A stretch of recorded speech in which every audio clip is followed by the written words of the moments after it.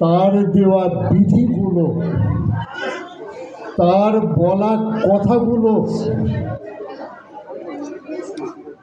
তার দেওয়ার যে মন্ত্র যেটা আজীবন জপ করে চলছি, সেইটাতে যদি খাঁটি না থাকে, আমার জীবনের চলার গতি কোনোদিন রুদ্ধ হবে না। আমার সংসারে এমন কোনো ঘটনা ঘটবে না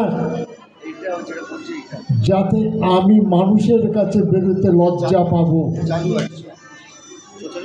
আমার জীবনে তেমন ঘটনা ঘটবে না যে আমার সন্ততি, যাদের ভিতর দিয়ে আমি বেঁচে থাকতে চাই, সে আমার ভবিষ্যৎ প্রজন্ম আমার মুখকে উজ্জ্বল করবার চেষ্টা করবে।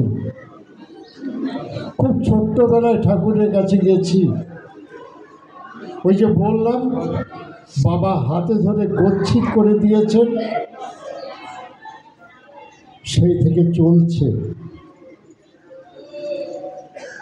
ঠাকুরের যে বিধি এবং বিধানগুলো আছে, যেটা দীক্ষার সময় ঋত্বিক দেবতা খুব সহজভাবে বুঝিয়ে বলে দেন,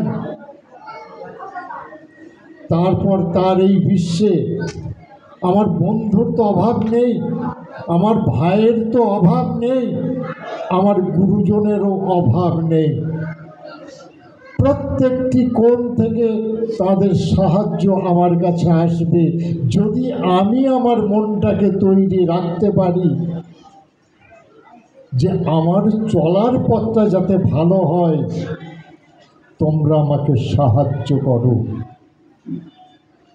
সদ্গুরু গ্রহণ জীবনের সর্বোত্তম ঘটনা। আজকে কত মানুষ দীক্ষা নিচ্ছে,